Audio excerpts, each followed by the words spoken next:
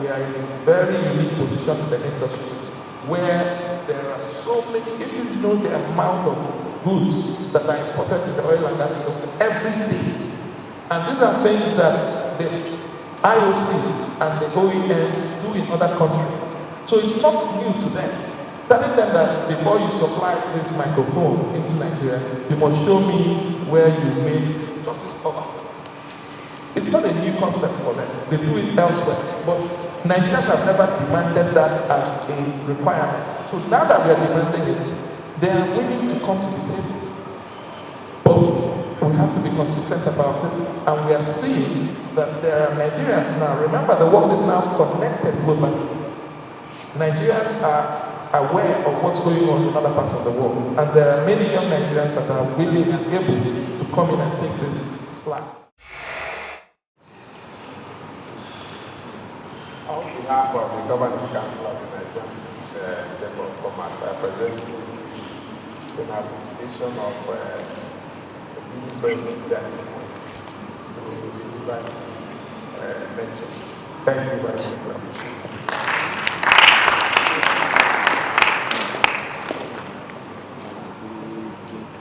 Thank you, sir. We are doing much more spend. The spend in the country is over $20 billion. The target for us is to keep 10 billion of that in the Nigerian economy. But what I'm referring to is that just in an attempt to improve the capacity in the country, investors have put over 2 billion in upgrade of existing facility and construction of new ones. In other areas, there's also contributions to the economy. They spend in the marine sector. Over 2 billion of that to 2.5 billion is spent in Nigeria. Yes, domestically, in other services, in fabrication. So when you aggregate all of these, we're getting to over 5 to 6 billion already being spent in Nigeria.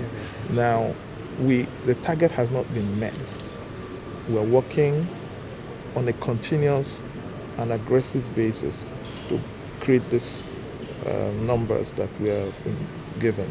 The Honorable Minister of Petroleum Resources, Mrs. Diazani Addison Madeke, gave us targets to meet in 2014.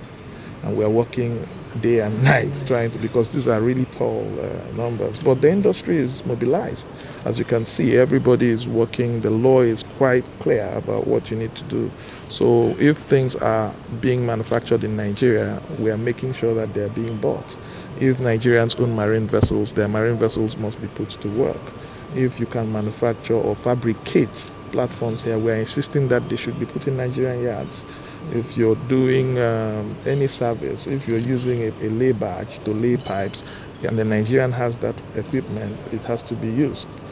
So when you do that continuously and it becomes part of our industry culture, what do you get? You get even foreign players looking for Nigerians to give them access. So they're going to sell their equity in equipment so that we're not just passengers in this country. That is the thrust that we are pushing, and from the feedback we are getting, from the impacts we are getting, it's working very well. We are looking at it from a more macro level. A lot of organizations, SME organizations, some government agencies are handling those entrepreneurial trainings. We have collaborated with the IOCs over the years in educating their contractors and subcontractors on entrepreneurial skills. Some of them, like Chevron, has programs with the Lagos Business School. However, even when you teach somebody to be an entrepreneur, that's one thing.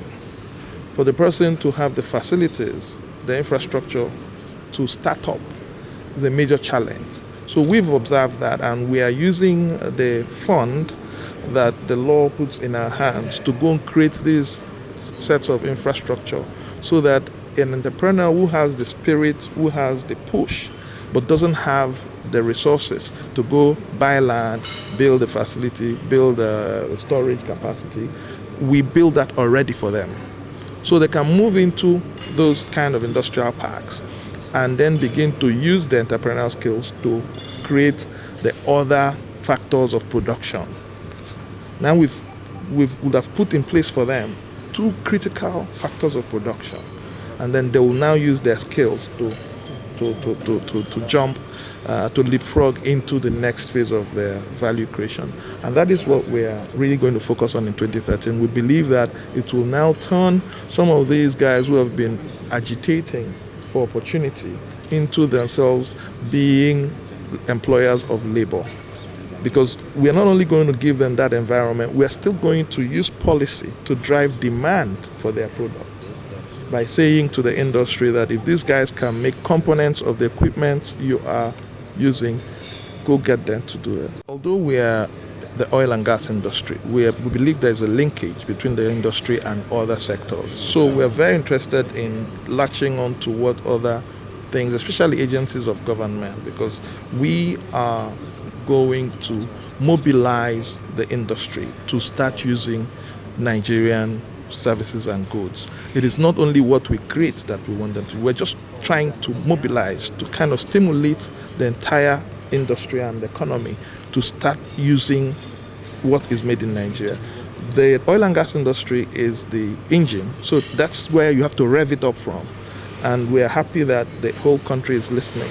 So for any state that has an industrial park program already, we will study it, we will make sure that it is focused and that it is something that will not drag our own program.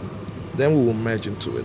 Otherwise, we in the industry believe that we have the uniqueness that can drive it speedily and purposefully. So we will go ahead and then use that, and people can template and grow along with us.